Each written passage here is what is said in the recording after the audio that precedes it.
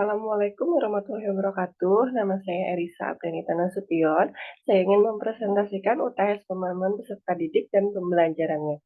Yang pertama, modifikasi modul ajar berdasarkan perkembangan dan kebutuhan belajar serta konteks lingkungan peserta didik dapat dilihat pada lampiran. Yang kedua, ceritakanlah hasil modifikasi yang Anda lakukan dalam kegiatan presentasi. Kegiatan ini akan dinilai sebagai nilai UTS pada mata kuliah ini. Baik, yang pertama, berdasarkan hasil analisis mengenai modul ajar, riset aditif, submaterinya itu adalah subaditif.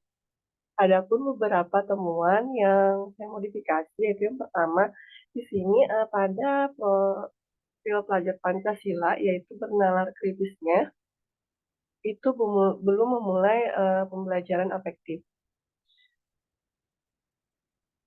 Nah, di sini.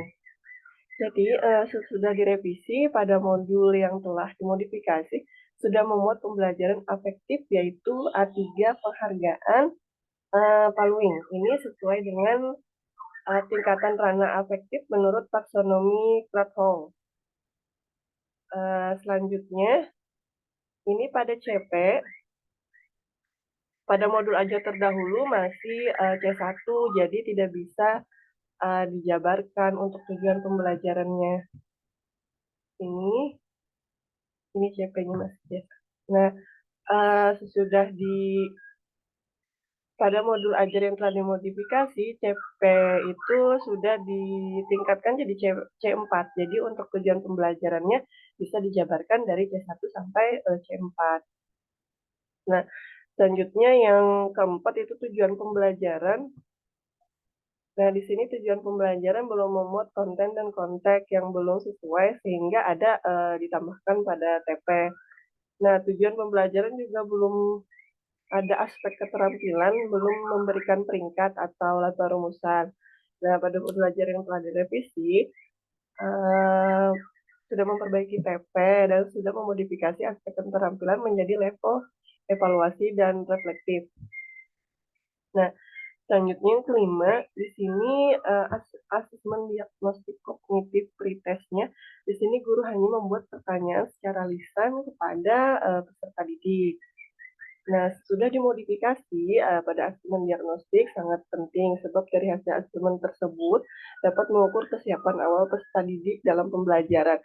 Dalam hal ini, saya membuat asesmen diagnostik kognitifnya berupa pertanyaan pilihan ganda. Dengan pertanyaan pilihan ganda itu dapat mengukur kesiapan awal peserta didik. Nah, jadi guru lebih mudah untuk mengelompokkan peserta didik menjadi kelompok tinggi, sedang, dan rendah. Nah, selanjutnya di sini mode pembelajaran menggunakan PBL. Mode pembelajaran yang digunakan sudah sesuai dilihat dari tujuan pembelajaran dan asesmen yang dibuat.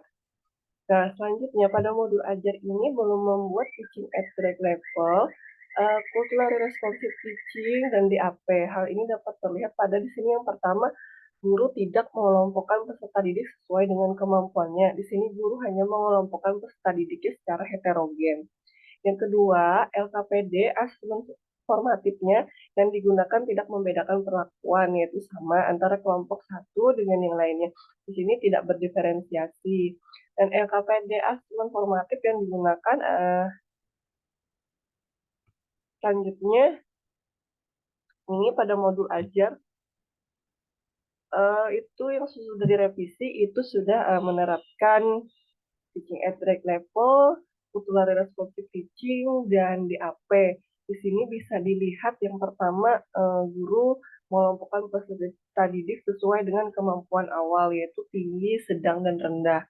Yang kedua, LKPD dan asesmen sumatif yang dibuat berdasarkan kemampuan peserta didik yaitu tinggi, sedang, rendah. Jadi LKPD-nya dan asesmen sumatifnya itu dibuat terdiferensiasi.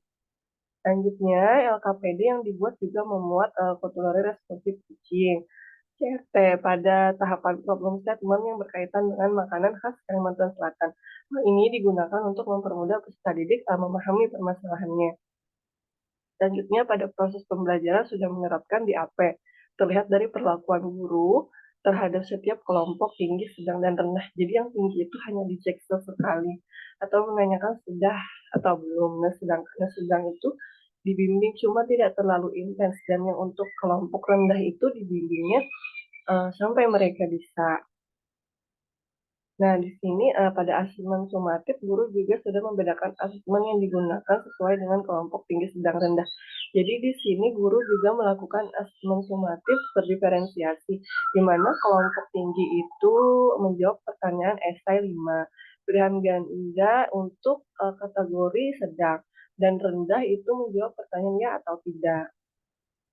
Nah, di sini pada video pembelajaran guru masih menggunakan video pembelajarannya secara umum. Jadi setelah direvisi, video pembelajaran yang disuguhkan berkaitan dengan makanan khas Kalimantan Selatan. Hal ini diharapkan untuk mempermudah peserta didik untuk memahami materi yang diajarkan, jadi memuat CRT. Selanjutnya pada LKPD yang ini, pada modul ajar ini sudah memuat permasalahan yang itu disajikan dengan problem statement tapi belum berdiferensiasi. Jadi setelah direvisi, LKPD pada modul ini memuat permasalahan yang disajikan dalam problem statement dengan mengaitkan makanan khas Kalimantan Selatan dan dibuat berdiferensiasi. Baik, ini adalah modul yang sudah dimodifikasi. Nah, ini tadi benalar kritisnya memperbaiki, jadi memuat A3.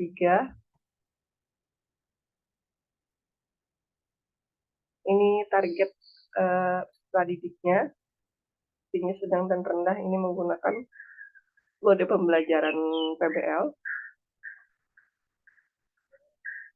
Ini CP-nya sudah diperbaiki jadi C4 agar tujuan pembelajarannya ini bisa dijabarkan. Di sini ada C1, C2, C3.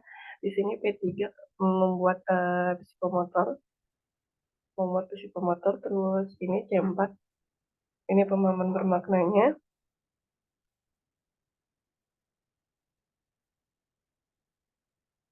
Nah, ini sudah memuat tipek pada saat guru menayangkan tujuan pembelajaran, karena di sini menggunakan LCD, dengan bantuan LCD. Nah, di sini juga guru mengamati gambar dan guru menampilkan video, itu juga termasuk tipek. Nah, di sini ini pendekatan yang dilakukan oleh guru KARR. Di sini untuk kelompok tinggi, guru hanya memantau apakah menemukan kesulitan atau tidak, dan guru membimbing dengan memberikan masukan terhadap hasil pekerjaannya itu kelompok sedang. Dan kelompok rendah itu guru ikut memandu dalam memahami materi, jadi dia dibimbing secara intens. Dan itu tadi pretestnya sudah diganti menjadi ini, menjadi diberikan soal, bukan hanya pertanyaan. Ini asesmen diagnostiknya, ini yang non-kognitif. Ada 9 item, ini yang asesmen diagnostik kognitifnya. Yang pretest tadi ada diberikan 5 soal pilihan ganda. Selanjutnya ini hasil lembar kerja peserta didik. Ini keterampilan presentasi. Ini profil pelajar Pancasila.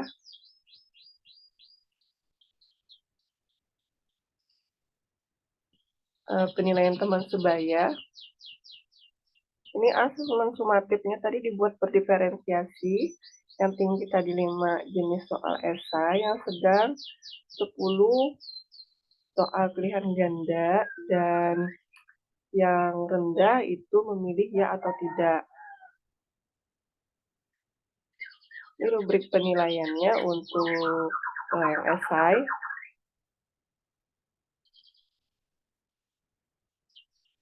Nah, ini tadi juga di LKPD-nya itu dibuat berdiferensiasi. Ini untuk kelompok yang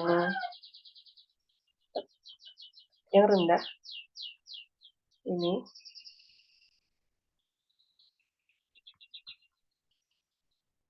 Ini untuk kelompok yang sedang. Ini.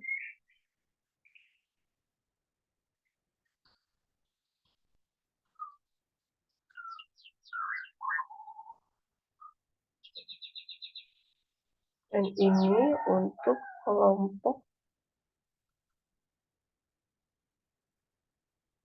yang tinggi.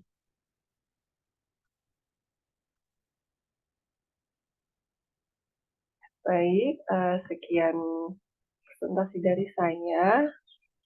Salah hilap mohon maaf. Assalamualaikum warahmatullahi wabarakatuh.